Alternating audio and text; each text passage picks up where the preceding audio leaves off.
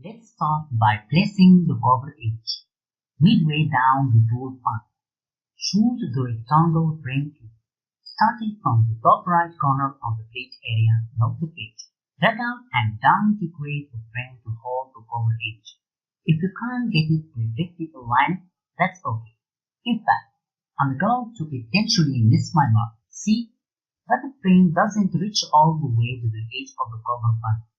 I'm also not sure about the height being correct.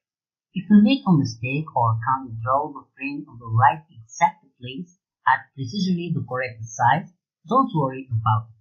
You can always adjust it with controls more precise than a mouse or trackpad. Switch to the black row selection tool at the top of the tools panel here. Then move to the width and the height fields in the control panel. And now from constructing this document that my page is 7.5 wide, 9.25 inches deep or tall.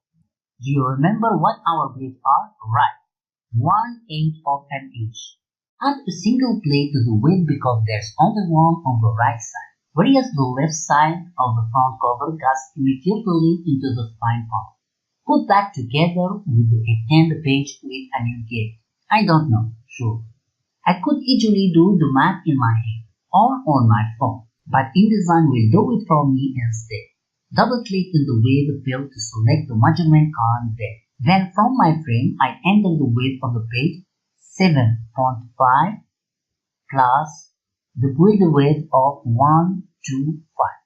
Then hit enter or tab or click away from the field. InDesign will do the math and resize the frame in one step.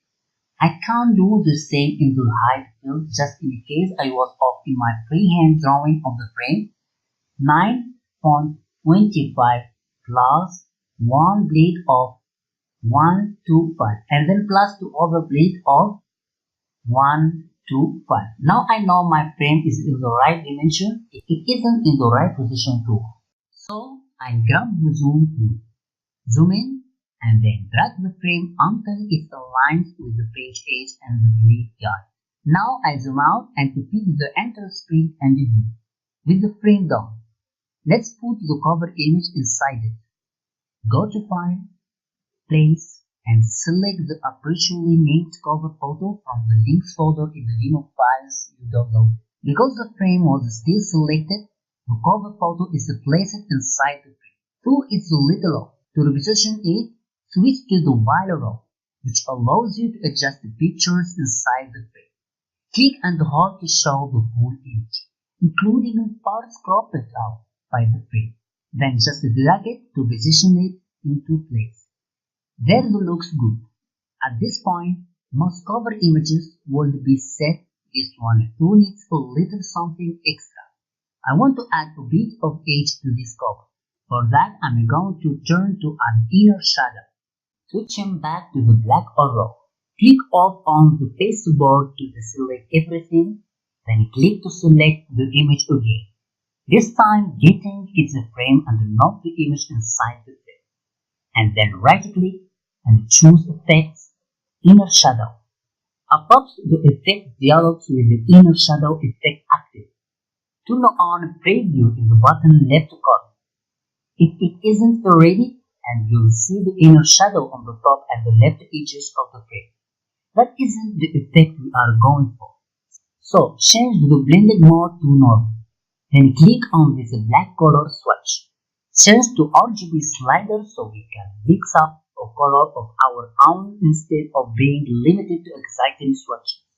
And let's create an antique brown to impact and edges.